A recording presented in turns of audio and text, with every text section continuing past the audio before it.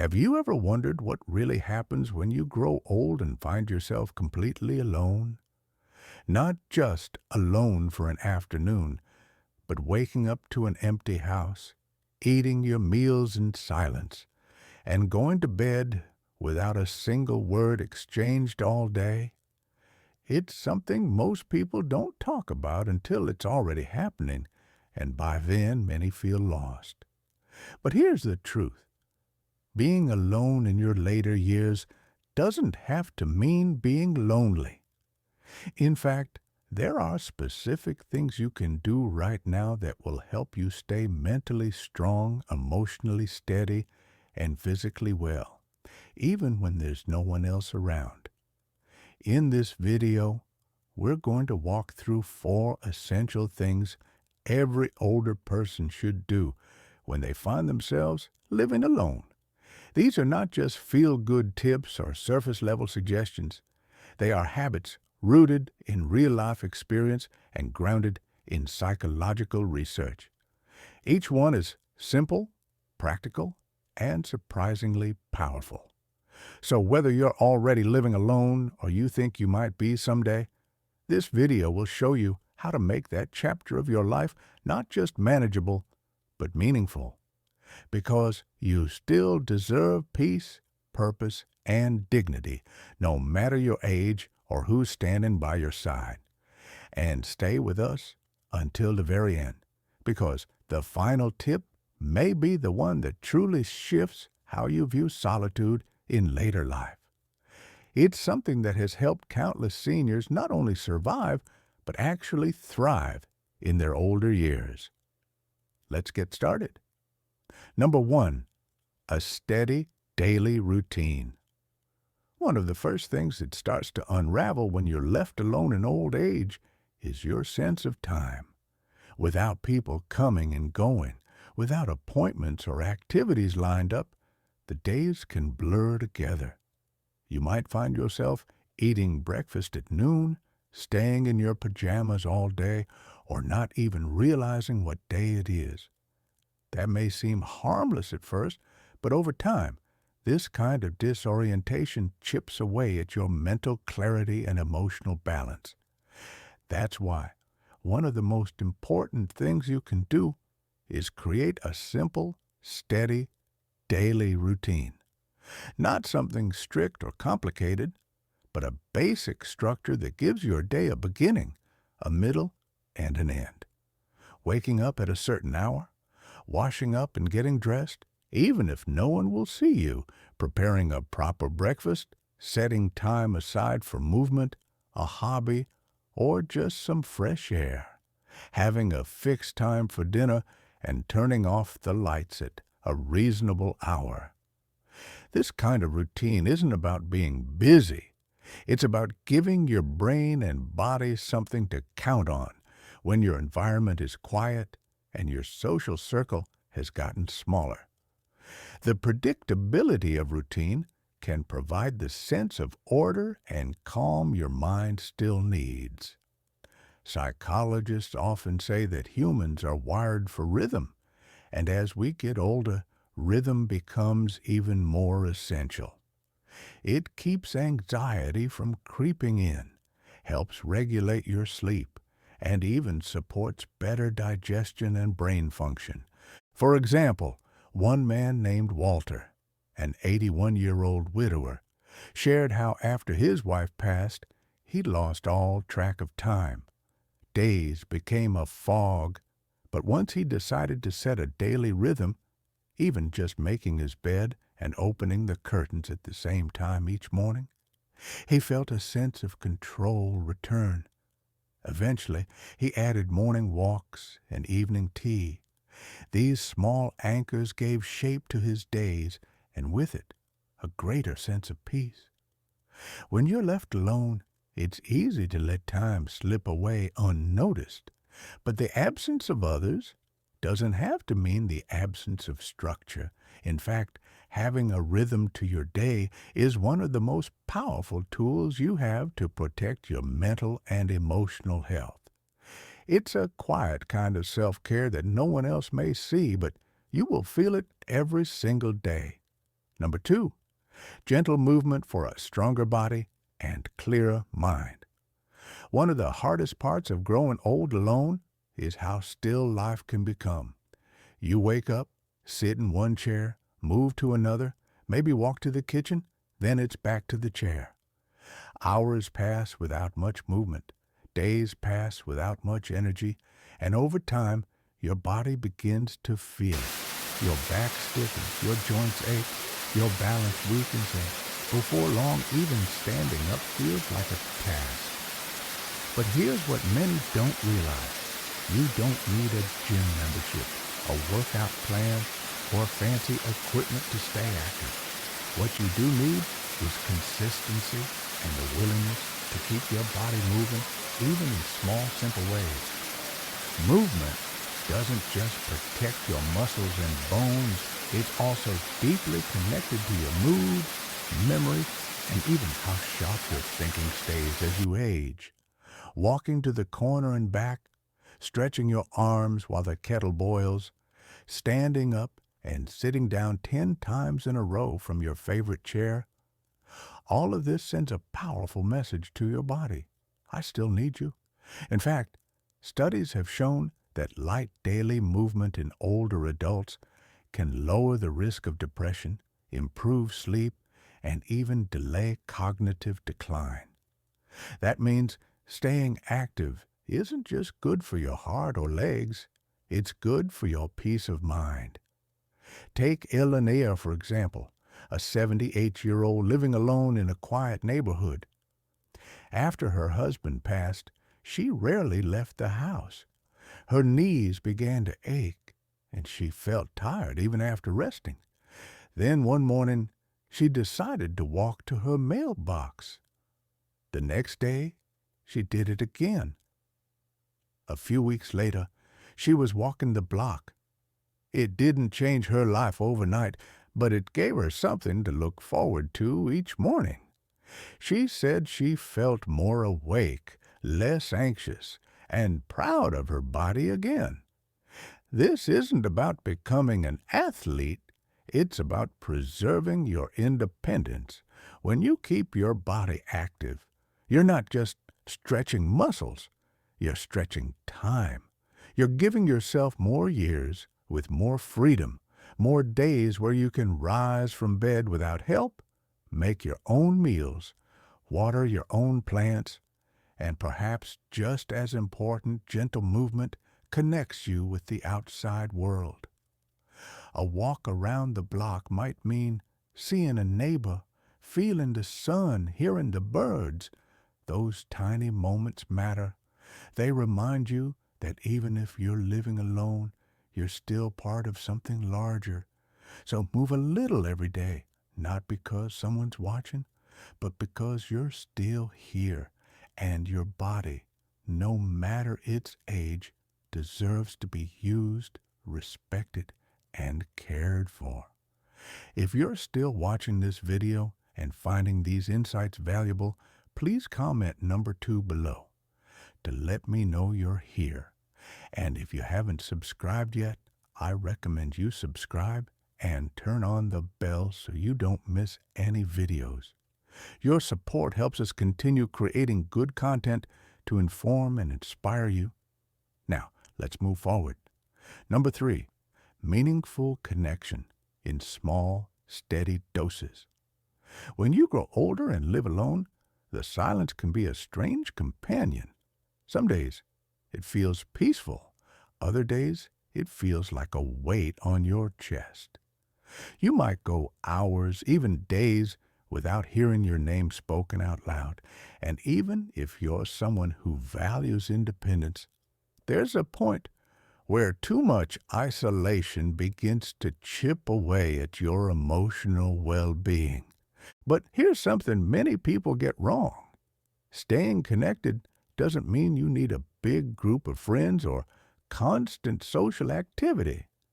It doesn't mean forcing yourself into loud gatherings or trying to be the life of the party. It simply means making sure that in some small way you're still reaching out and being reached. Even just a 5-minute phone call, a weekly check-in with a neighbor, or a warm chat with the cashier at your local store. These small moments of human interaction carry more emotional weight than most people realize. They remind you that you're still seen, still heard, still part of the world. There's real science behind this, too.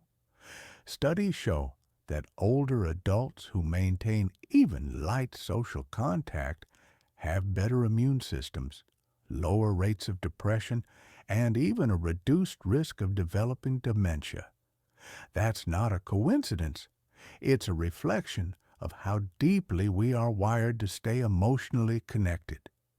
Take Richard, 83, who lives by himself. After his 2 sons moved out of state for a while, he didn't speak to anyone unless it was a medical appointment. Then one day, he left a note on a neighbor's door offering to help with mail while they were out of town. That led to a friendly thank you, which turned into coffee on the Saturday mornings. It wasn't anything dramatic, but it gave him something to look forward to. Someone to talk to who cared.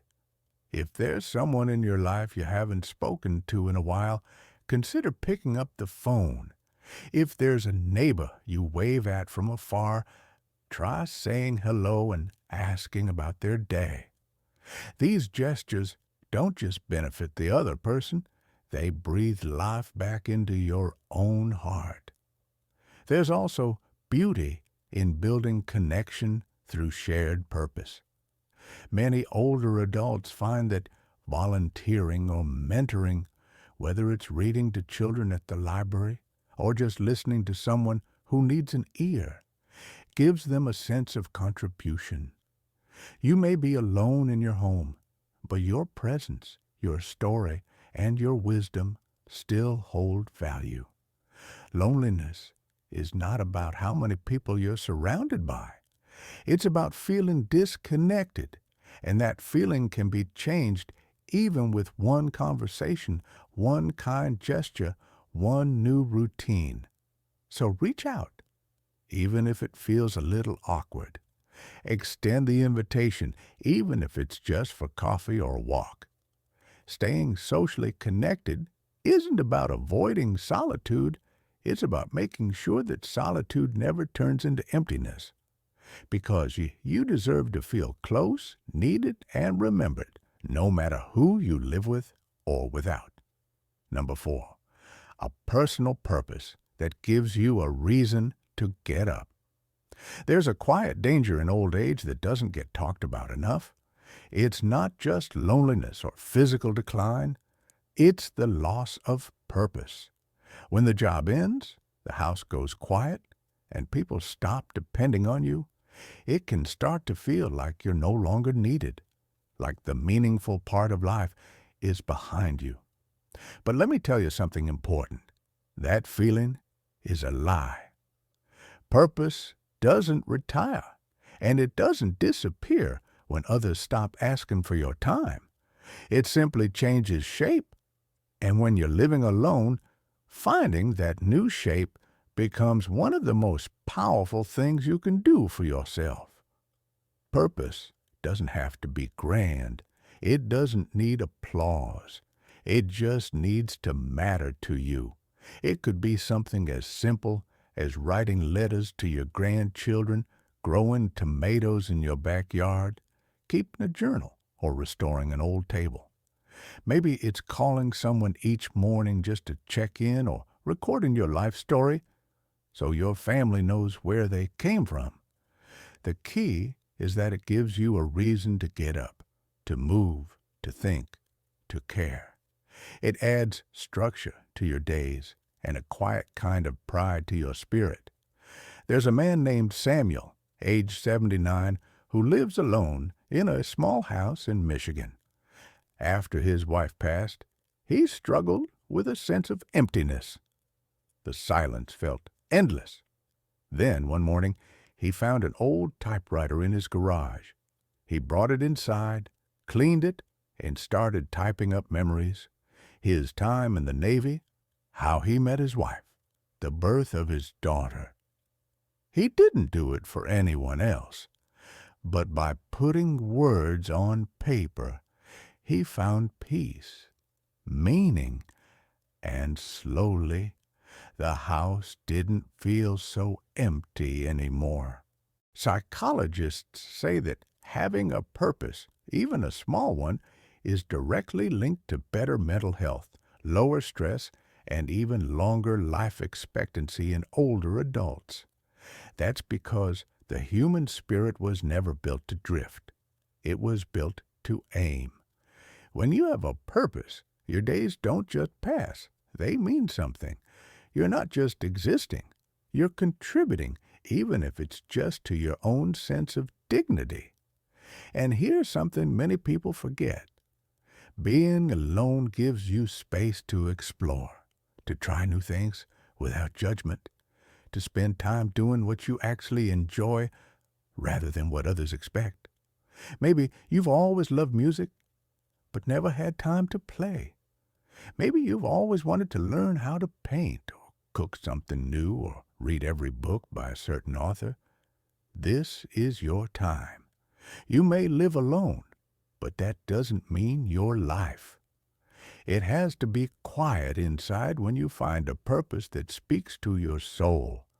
It fills your space with meaning, and that meaning, however humble or personal, is what keeps your spirit alive. So, if today feels quiet, ask yourself, what's one thing I can build, write, grow, share, or care for tomorrow? Not for anyone else's approval, but for your own sense of peace. Because when you find purpose in solitude, you transform it. You turn it into strength. If you're still watching this video and finding these insights valuable, please comment number 4 below to let me know you're here. And if you haven't subscribed yet, I recommend you subscribe and turn on the bell so you don't miss any videos. Your support helps us continue creating good content to inform and inspire you. Now, let's move forward. Final thoughts. Living alone in your later years can be one of the most challenging transitions in life. It can feel like the world has gotten quieter, smaller, and more distant. But it's also a time when, with the right habits and mindset, you can rediscover parts of yourself that were buried under years of busyness and responsibility. Maybe you saw a bit of yourself in today's video. Maybe you felt the weight of an empty house or wondered if you're the only one going through it. You're not. And more importantly, you're not powerless. Building a steady routine, staying physically active, connecting with others in meaningful ways, and finding a purpose that makes your days matter. These aren't just nice ideas, they're real tools. They're how you protect your spirit, guard your health, and make life feel full again, even when you're the only one at the table. So, which of these 4 spoke to you the most? Which one do you already practice? And which one are you going to try starting tomorrow? Thank you for joining us today. We'd love to hear from you. Leave a comment below and share one thing you learned today and how you plan to use it in your life. Your thoughts are important to us, so don't hesitate to share them. Reading your comments gives us great motivation and encouragement. If you enjoyed this video and found it helpful, please like, subscribe, and share. Your support helps us continue creating good content to inform and inspire you. Thanks for watching, and we look forward to seeing you in the next video.